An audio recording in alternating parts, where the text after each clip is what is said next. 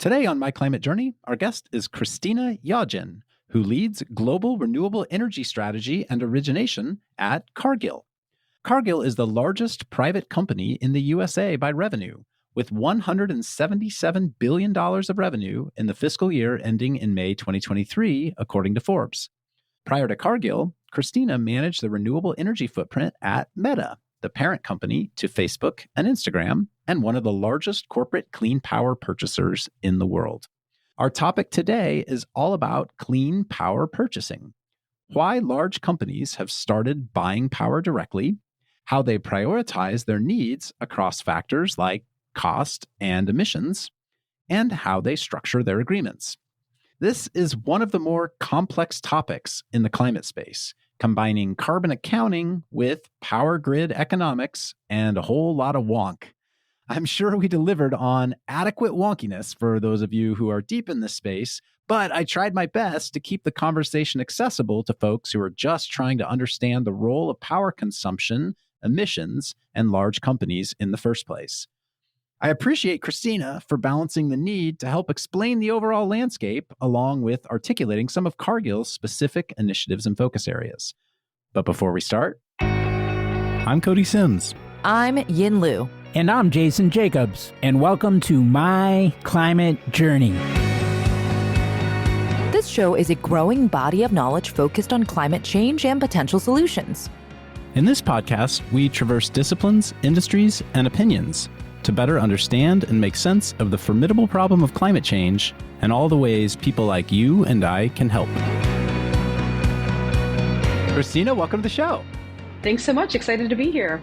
Well, I'm excited too, because looking at your background, you have charted a fascinating course through the last decade or so as really the entire corporate world has started paying attention to what is their energy mix? How do they buy clean power? And you've built your career along that same curve.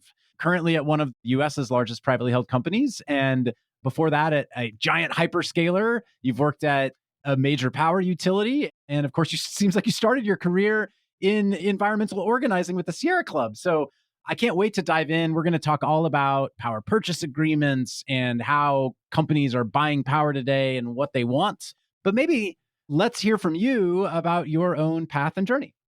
Thanks so much for having me. It's really such a pleasure to be able to be here and have this conversation today, Cody.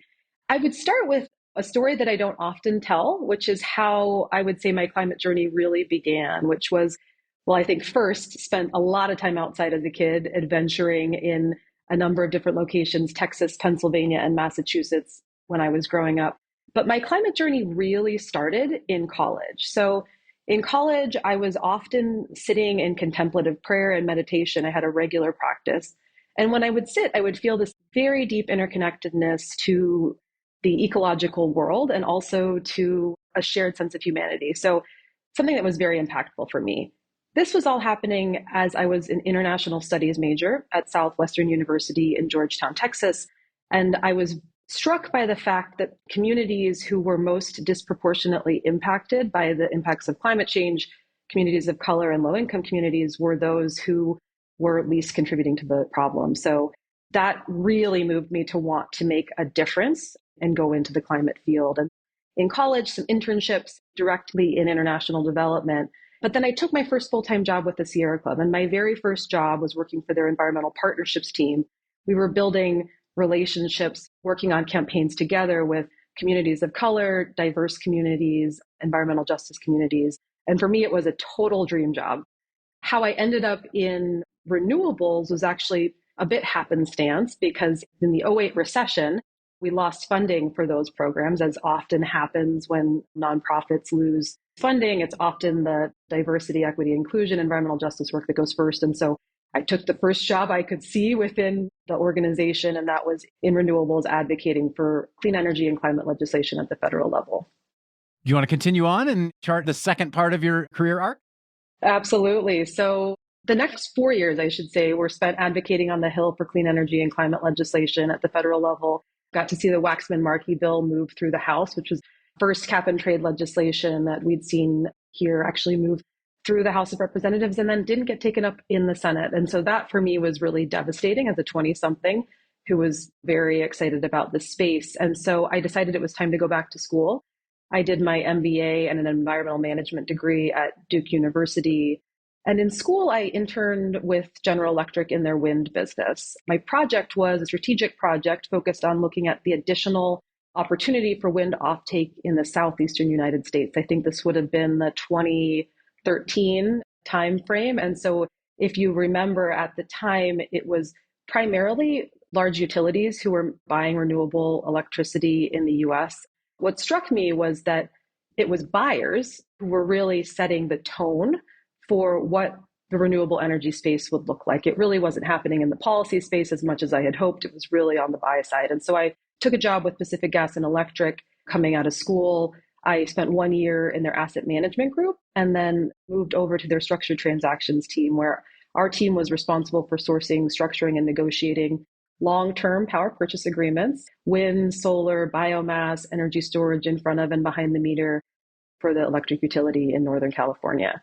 Really enjoyed that work, but my husband had a chance to move home to his hometown of Minneapolis, Minnesota, and so we decided to move to Minneapolis. And you really were on the vanguard of clean power buying at that time, I suppose. This was really before large corporates were starting to structure their own power agreements. So really, as you said, it was the utilities somewhat leading the charge there.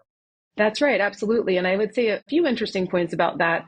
So when I got to Pacific Gas and Electric to their structured transactions team, the immediate work that was given to me was looking at some of their existing contracts, so particularly wind, and thinking about how we could amend existing contracts to manage things like negative pricing. So when they had originally executed these deals, they hadn't thought that we'd ever have a need to curtail a wind asset. And so we were opening up existing contracts and trying to amend them to start to adapt to some of the changing aspects of the marketplace that are now very commonplace today. Another primary component of that job was looking at battery energy storage. So similarly, something that is very common in the market today, but at the time for California, they were really on the cutting edge of determining how would companies contract for battery energy storage. And that time frame, which was the mid 2010s, I guess, was sort of the tail end of the shale boom. What were the reasons that these large utilities, specifically PG&E, I suppose, were leaning in on renewables? Was it more exploratory still, or were they starting to look to replace larger swaths of their overall power generation? Utilities, there were some different reasons that they were making these decisions, but in large part, it was related to compliance obligations that they had in relation to renewable portfolio standards that states had passed. And so it's a great point. And when I sort of go back to the GE project that I had looking at potential additional wind offtake in the southeastern US, there were more nuances to the results of what we found that summer. But what we found was that investor-owned utilities in the southeast really had no incentive to buy renewable power. And as a result, that really wasn't the place that GE should focus on trying to sell more turbines. Then let's fast forward in your career to where you started actually buying power on behalf of larger corporate entities. How did you see that path emerging to where you decided, hey, it's time to go in-house somewhere and actually help purchase power, and had confidence that these companies were serious about wanting to do this? I spent 2 years working for Edison Energy, which is now Trio. They're a renewable energy advisory group.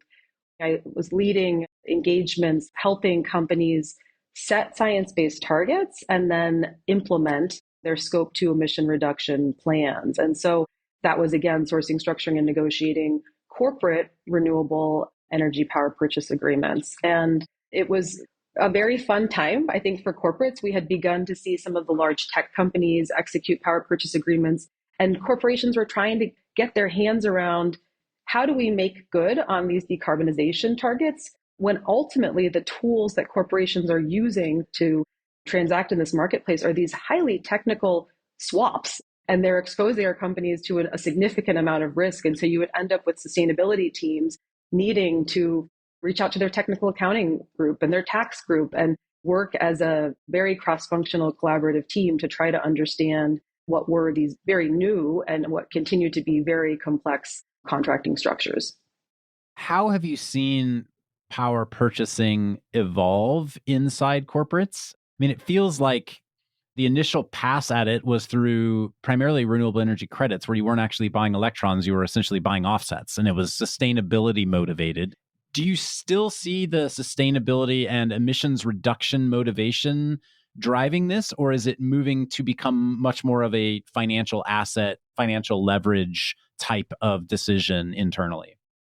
This kind of plays into the sort of arc of corporate procurement in the sense that there was a point in time for renewable energy procurement where there was a chance that by executing a power purchase agreement, that your implied rec value, or the value when you look at what you anticipate the cash flows from that contract will be over time, could potentially be positive. And so you might expect that instead of buying a unbundled rec, that you could buy this bundled product, commit to this long-term revenue stream for the developer, and that you might actually make money per megawatt hour of energy generated from that facility from the corporate perspective.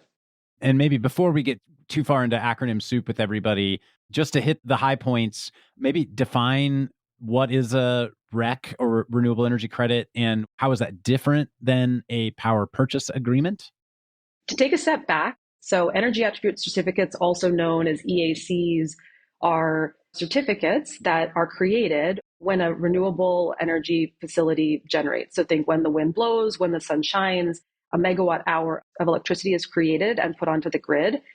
So is a REC.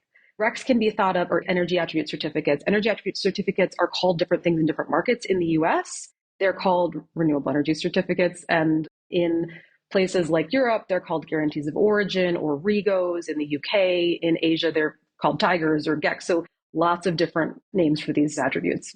I even had the acronym incorrect. So there we go. Renewable energy certificate, not credit. Fantastic. That's right. So these attributes can be bundled or unbundled. These terms mean you can buy the attributes by themselves. So if you think about that underlying megawatt hour that was created at the same time that the certificate was created, for physics reasons, you can't actually trace the electrons that were put on the grid to be sure that you did, in fact, take that electron off of the grid. So a bundled product is that you would be buying or have right to the underlying electricity that was generated at the same point in time. And an unbundled product is you are only buying the rights to that certificate. The way I think about it, please correct me, is if you're buying a REC or a renewable energy certificate, you're essentially buying the climate or carbon benefit of that project. You're able to say, hey, we helped generate this amount of wind power or solar power or what have you. If you're engaging in a power purchase agreement, you get that benefit, presumably, but in addition, you're locking in on a price of the electricity that you're getting for that same purchase. And so you're actually entering into a long-term pricing contract around the electricity that you get from this project that you've essentially sponsored.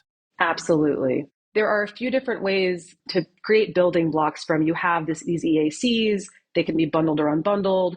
There are multiple different methods through which you could procure them. So you could put solar on your rooftop, for example. You might not technically have an EAC that's created, but this is a way to retain the ability to point to carbon dioxide emissions from a renewable energy project. A second category would be you have some way to procure through your utility. So you have a green tariff, or you have a community solar project that in this example comes with the bundled EAC. Some of them don't.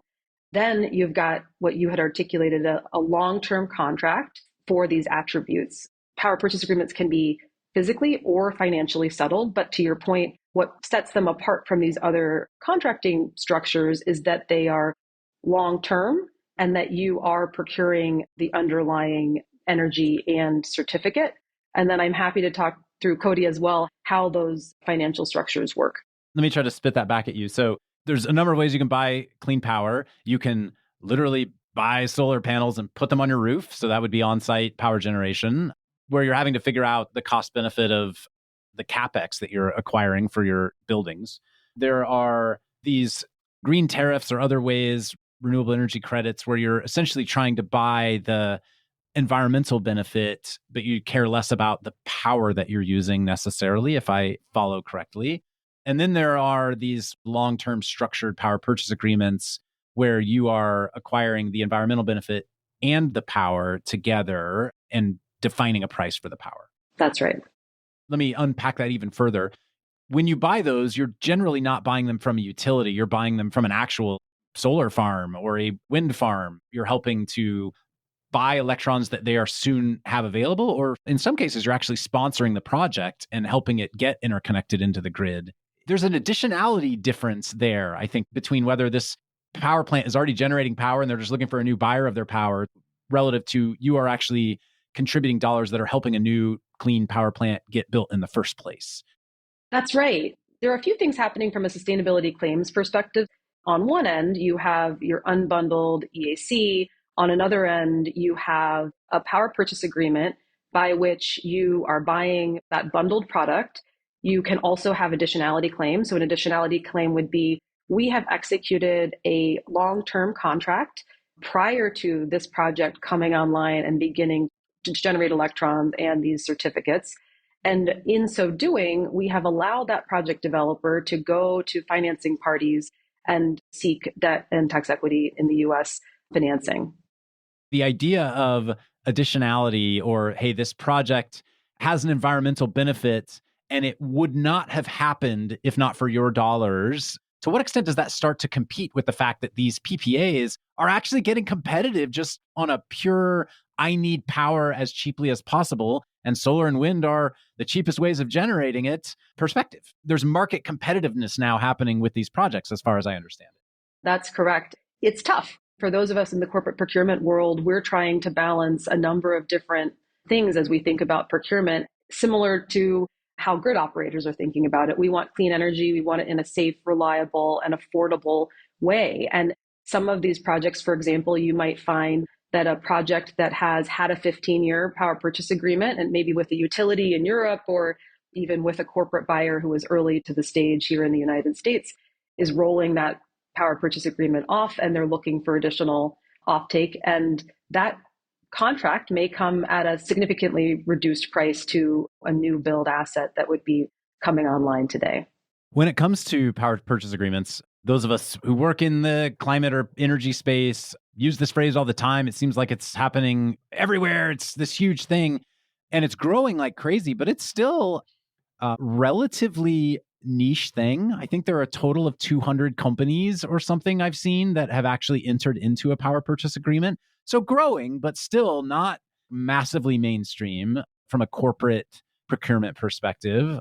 In fact, when I Googled to prep for our conversation, how many companies have bought a PPA, there were more results on the first page of Google about a recent merger between Major League Pickleball and the Professional Pickleball Association, which is the PPA, than there were articles about energy power consumption.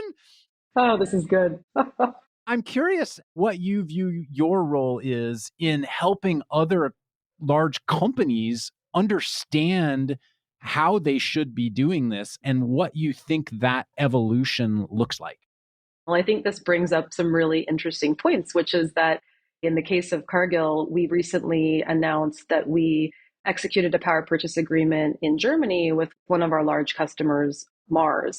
What we're seeing in the corporate procurement space is that typically companies within the same supply chain, food and beverage, for example, are working together to try to help each other figure out my scope 2 emissions or your scope 3 emissions. So from a Cargill and Mars perspective example, there is an interest from our customers for us to reduce our scope 2 emissions. And to the extent that we can bring those down and ultimately help them decarbonize their supply chain, there's a lot of benefits to working together. And also, to your point, these are very complex contracts. It's a very complex marketplace. To the extent that you can go together hand in hand with another corporation to be able to navigate can really be helpful.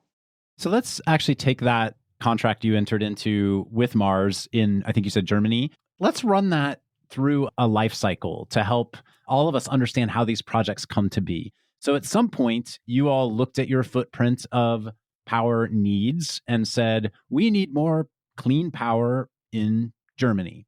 A, how did you know that? And then B, how did you ultimately decide on this particular energy partner to enter into an agreement with in terms of the actual wind provider as well as the actual partnership with Mars?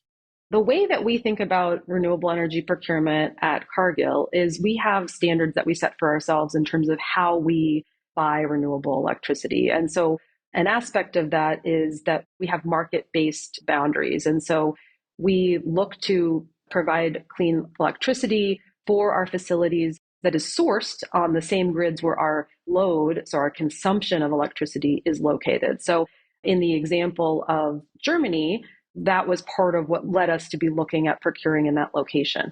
To take a step back, how do corporates get their hands around how they can decarbonize their electricity emissions? We end up in a place where we're looking at carbon accounting. So what we have done is we have looked at all of our facilities globally. We have got 1,200 facilities across the globe within the Cargill footprint, and we've determined what are the greenhouse gas emissions that each of these facilities are putting into the atmosphere, both from our operations as well as from our purchased electricity. And so in the case of Germany, we looked at that need, we looked at that in terms of megawatt hours, and then we sized the size and type of project that we might want to solicit from the market. At that point in time, there was also an understanding that based on the load that we had, we might have some economic advantages entering the market with a customer, another corporate, because that might, from an economies of scale perspective, allow us to access some larger projects.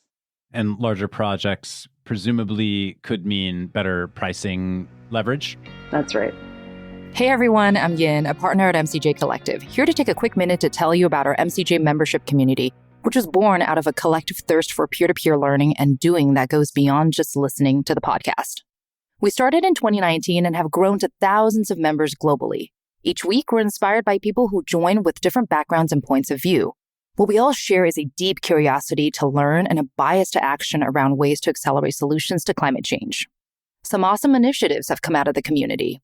A number of founding teams have met, several nonprofits have been established, and a bunch of hiring has been done. Many early-stage investments have been made, as well as ongoing events and programming, like monthly Women in Climate meetups, idea jam sessions for early-stage founders, climate book club, art workshops, and more. Whether you've been in the climate space for a while or just embarking on your journey, having a community to support you is important. If you want to learn more, head over to mcjcollective.com and click on the Members tab at the top. Thanks, and enjoy the rest of the show. You mentioned that you start with carbon accounting. You understand the carbon emissions of one of your areas of operation and go from there. And yet we also know that many of these projects, from a price competitiveness, I keep coming back to that, are also now cheaper than fossil fuel-based power. How do you balance the emissions footprint of power you need relative to the straight-up cost of power that you need? We have two primary climate commitments that are science-based.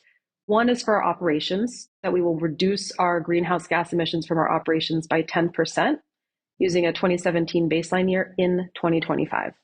The second is for our supply chain, that we would reduce our greenhouse gas emissions from our supply chain by 30% per ton of product sold in 2030. So for that operational emission reduction target, we are looking at both scope 1 and 2 emissions. And so scope 1 being, if we have a natural gas burner, it's emissions from that activity.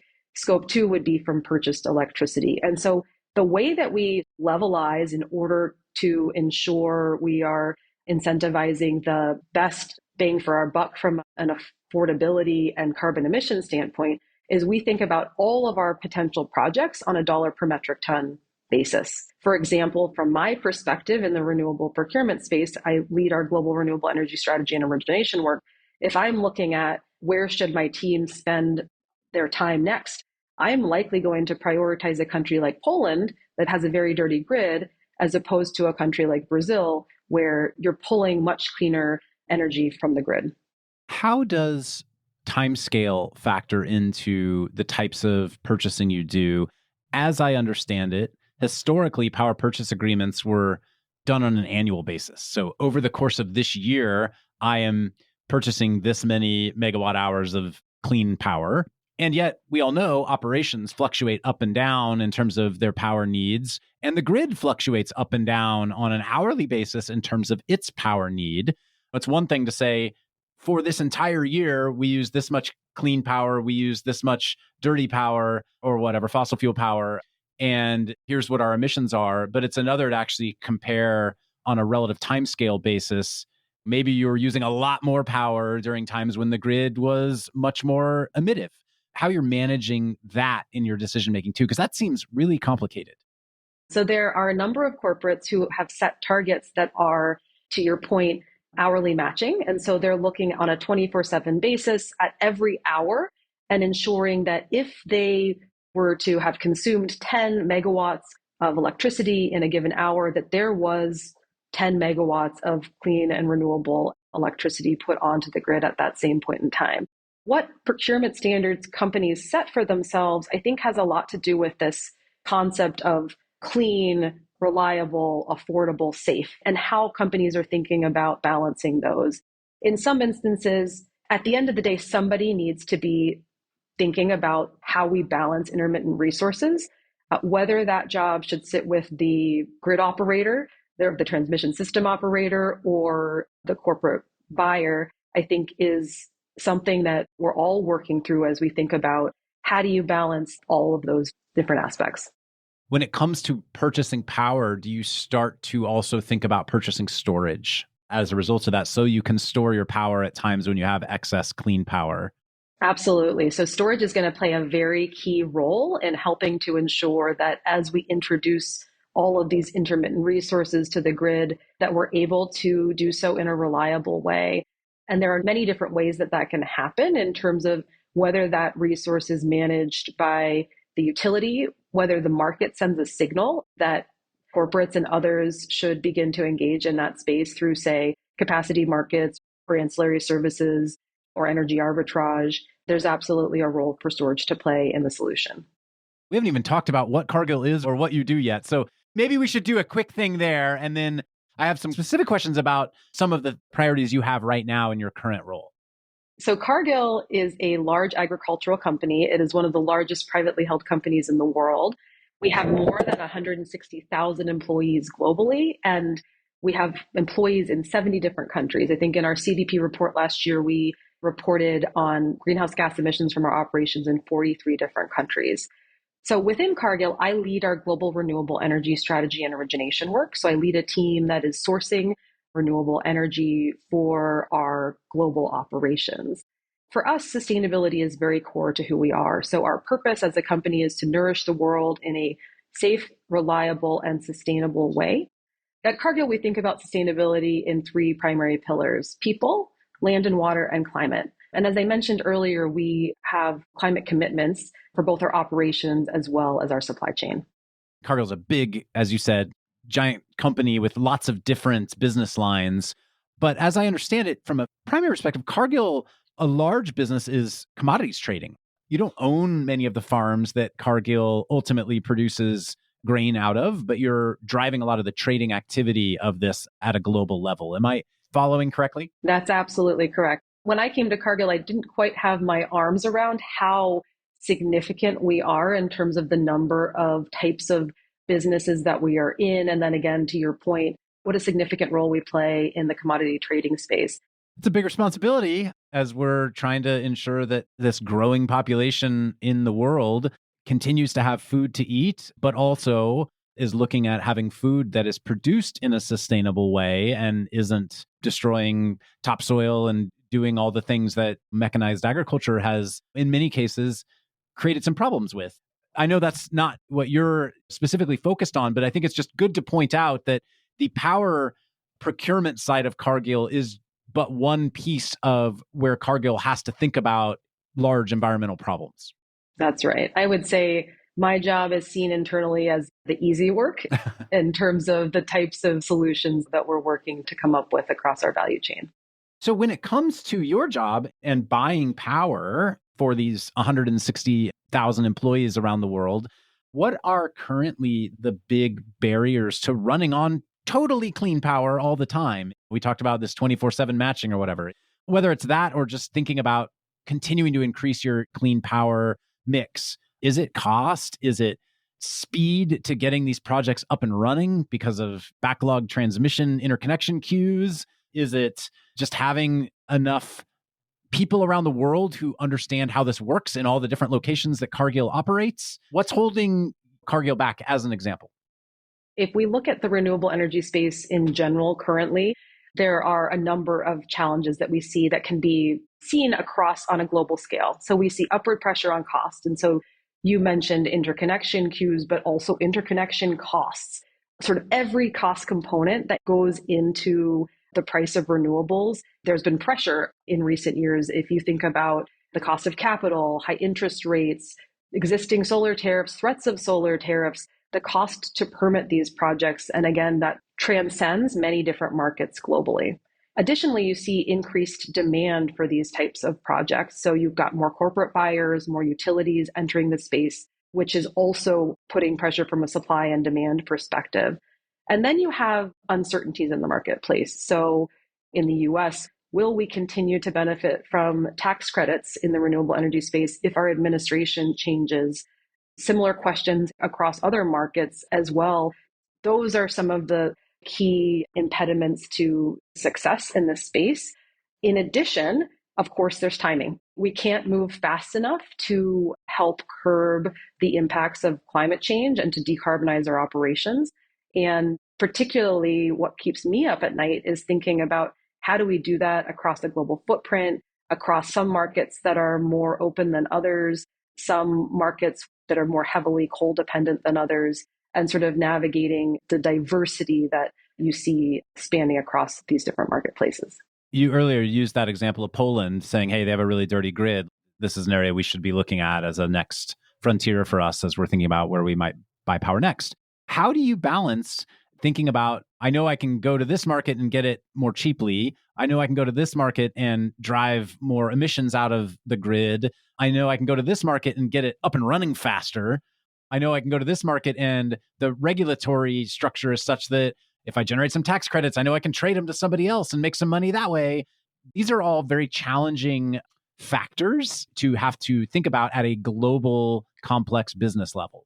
So the way that we think about which countries to prioritize first is we look at market accessibility and cost. There are markets globally where you cannot buy not only a bundled EAC, but an unbundled EAC. And so we have standards that we've set for us in terms of our procurement. So we buy, when possible, bundled energy attribute certificates. We buy within the grids where our consumption is located. When we can, we prioritize additionality.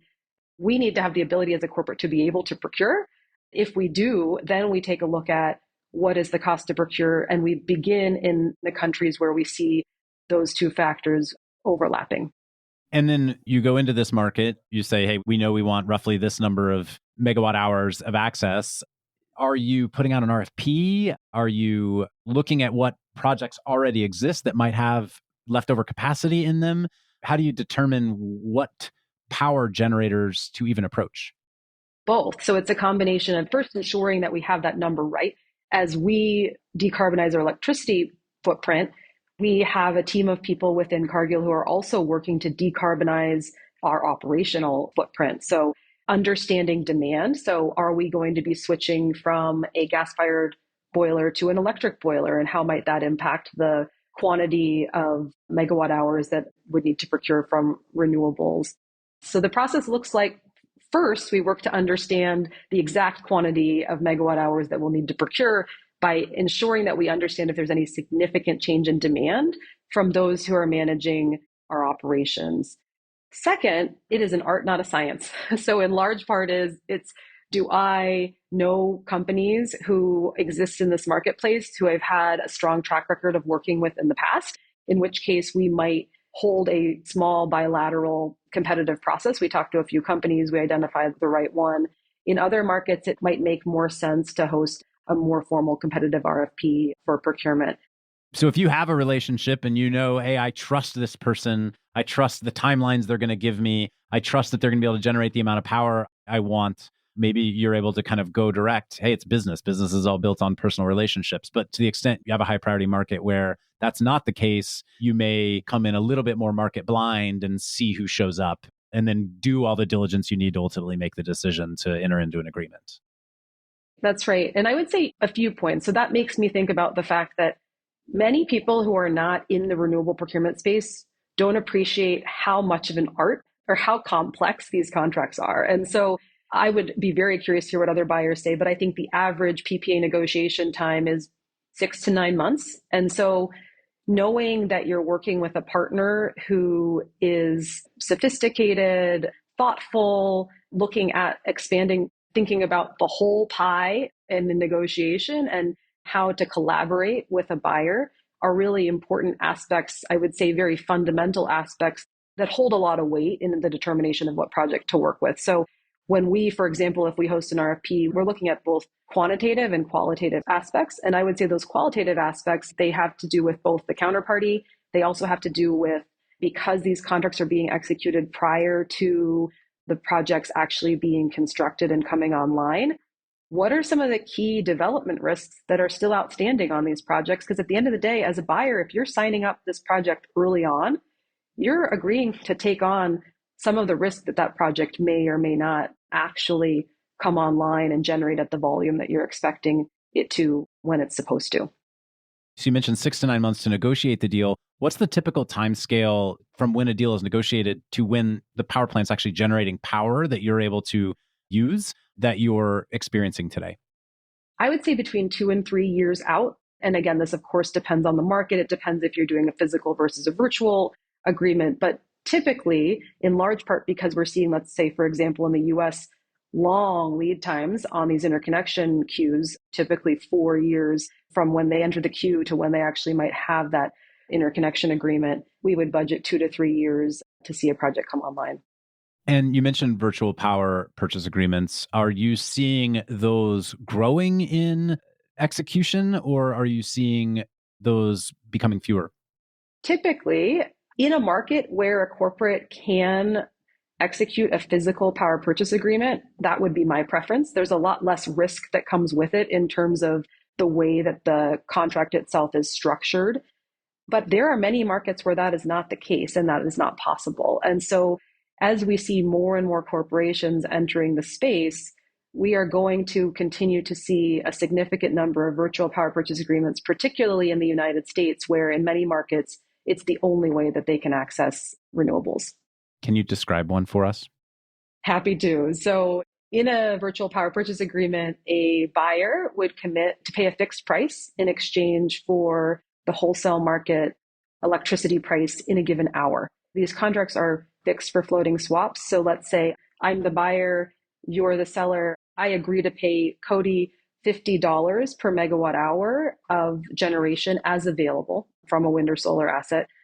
And I receive in exchange the floating market price. So let's just say the market settled at $45 in a given hour. I've committed to pay you $50.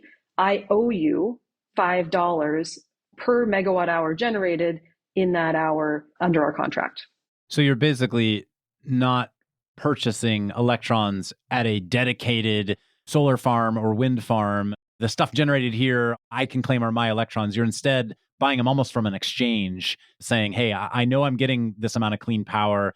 I don't necessarily know where they're coming from, but it is for sure coming from a clean power, and the person selling it to me is certifying as such. That's why you'll often hear these described as virtual power purchase agreements or financially settled power purchase agreements, because that's right. In this instance, you're not taking physical delivery of those electrons. Okay, I want to go a little bit more into your past, and then we'll start to wrap things up. Today, you're at Cargill, you're buying these power purchase agreements all around the world. You mentioned they're starting to become supply constrained because there is this increasing amount of demand.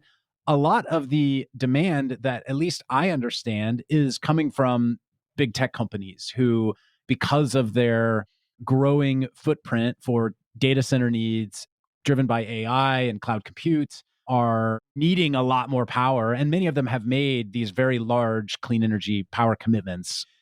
And you worked at Meta before your current role at Cargill. I'm curious to hear how working inside a large tech company might be different than the work you're doing today at Cargill, the different kind of considerations that you maybe had in your past role at Meta. In some ways, very similar, and in some ways, very different. So if you think about the consumption of electricity from a data center, you have, to your point, very significant consumption, but you also have very standard consumption. So most data centers are going to look to be fairly standardized in terms of what their load looks like, what their load profile looks like. And they're also typically, and let's just say in the case of Meta, they have a 100% volumetric target. So they would be covering their annual consumption 100% by clean and renewable energy. They achieved that in 2020 for the first time, one of the years that I was there. So they're able to come in to a fully regulated utility in the United States and say, in order for us to site a data center here, you need to ensure that there is a way for us to be able to procure clean and renewable energy. And we also know exactly what our need is going to look like. And maybe not exactly, but we have a fairly good sense of what that need is going to look like. For a company like Cargill, where we have 1,200 facilities across the globe, across many different types of business and processes, and our load is existing, we don't have quite the same leverage from an existing load perspective. We also don't have a one-size-fits-all solution in the sense that no two of our facilities are the same. And so the types of renewable energy solutions for each of these different facilities, each of these different markets is going to be very unique and require a very different type of sourcing strategy. Got it. So hearing that for these large tech companies who are buying huge amounts of power right now, they're able to show up and say, hey, if you want my data center in your geo, and presumably they're pulling in local Congress people and local governors and whatnot and saying, we'd like to set up operations here, but here are our requirements. Let's bring the utility together. Let's bring the local power generators together and figure out how we may solve this. Otherwise, this state over here also looks pretty good. Whereas you're saying, hey, we already have this footprint. We know relatively what our needs are. And now we're in the process of swapping it out as we go. By no means are either of the jobs easy. I think I make it sound easier than it might be as you think about the type of proliferation that we here will be seeing from data centers, with the proliferation of artificial intelligence. They are going to need to be siting data centers in many different markets, regardless of the renewable energy access. And so I think their jobs are getting increasingly more difficult.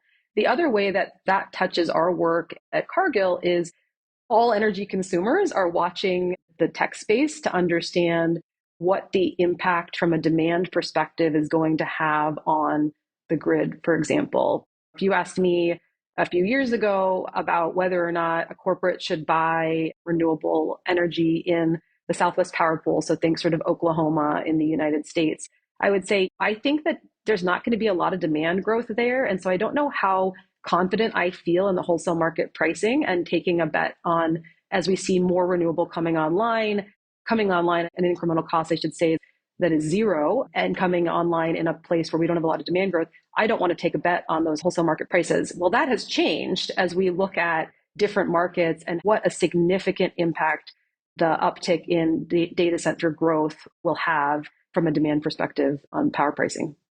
How do you manage all of this? Do you have software? Is it an insane, crazy amount of spreadsheets? What does your actual internal operations look like for navigating the different agreements you have in different geos and how that matches the power consumption that your companies are actually doing in real time, et cetera? Something I was very impressed with when I came to Cargill was what a good job we do of managing our carbon data. And I should say our greenhouse gas accounting system. So we have a very robust system for understanding our greenhouse gas emissions across our entire global footprint. Data related to our power purchase agreements or our contracts, we're newer in that space. And so our systems are currently in the process of evolving to be more and more robust, particularly as we expand from executing power purchase agreements in the US and Europe and expanding more broadly to be sure that we can have real-time data feedback loops from some of these different projects, but that's continuing to evolve. Are there areas where you see room for software innovators to come in and help you out with some stuff? Tax credit transferability, understanding forecasted demand need. I don't know, I'm making stuff up, but I'd love to hear from you what it might be. There are a lot of really great software development companies out there in this space.